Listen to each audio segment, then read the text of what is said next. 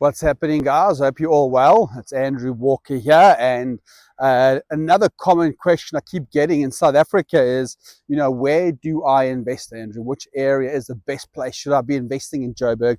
Should I be investing in Cape Town? Should I be investing in Bloemfontein? Should I be investing in Pretoria? I think from my experience, guys, I've worked with hundreds of property investors in South Africa, as you probably already know. Me personally, I've only ever invested in Durban and Johannesburg, but I've seen investors invest in Nelspruit. I've never thought of investing in Nelspruit, but I know someone doing Airbnb in Nelspruit, and they're killing it, and they're making really good income through Airbnb in Nelspruit. I've got some of my students who only invest in Bloemfontein for student accommodation. I've got guys that will only touch Cape Town. Here's the great thing. Property works all across South Africa. What doesn't work all across South Africa, though, is strategy. For example, let's say you really want to build a passive income, a strong passive income. You want to build a good income, a positive cash flow income through property, and you want to do it through buy-to-let. But now you want to invest in the southern suburbs of Cape Town. I've got news for you guys.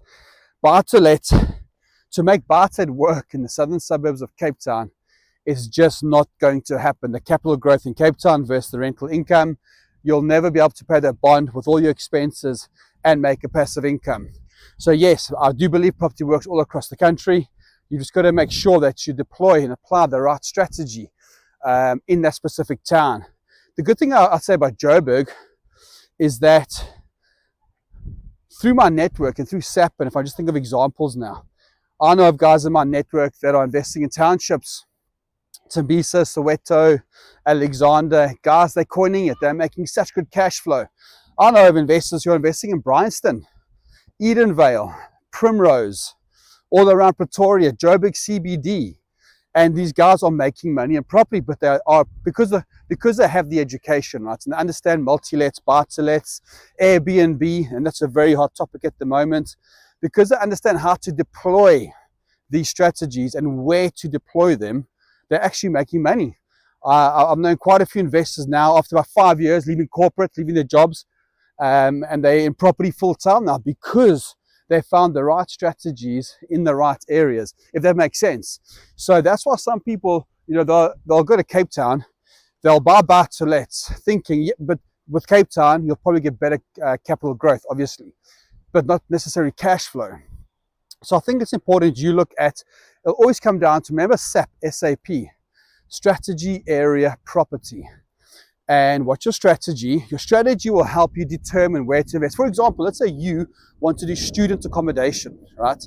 Now, if you want to do student accommodation, why would you go invest in an area that's 20 to 30 minutes away from the nearest university or college? Well, you wouldn't, right? You'll want to buy as close as you can to the university because your strategy dictates where you should invest.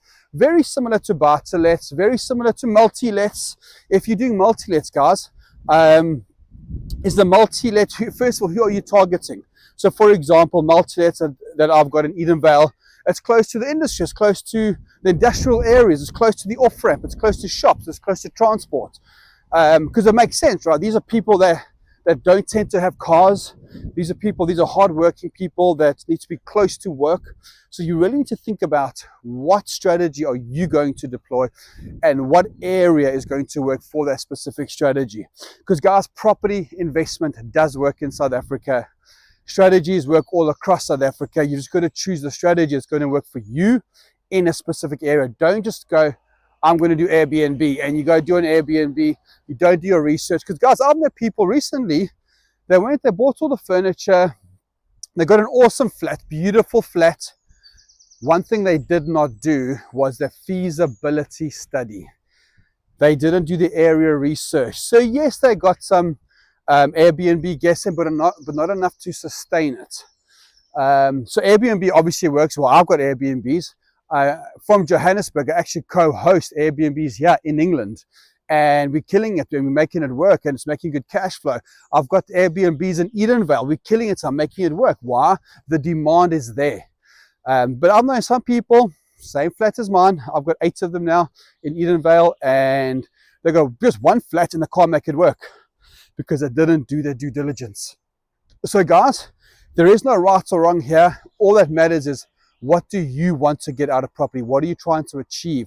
Now, you may not know that yet, or you know what you want to achieve, and you have a cash flow figure in mind, but you don't know which area you should invest in.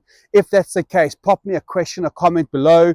Guys, feel free to ask me any questions. I'm more than happy to answer them and to guide you, to help you guys along your property journey. And guys, I will see you soon.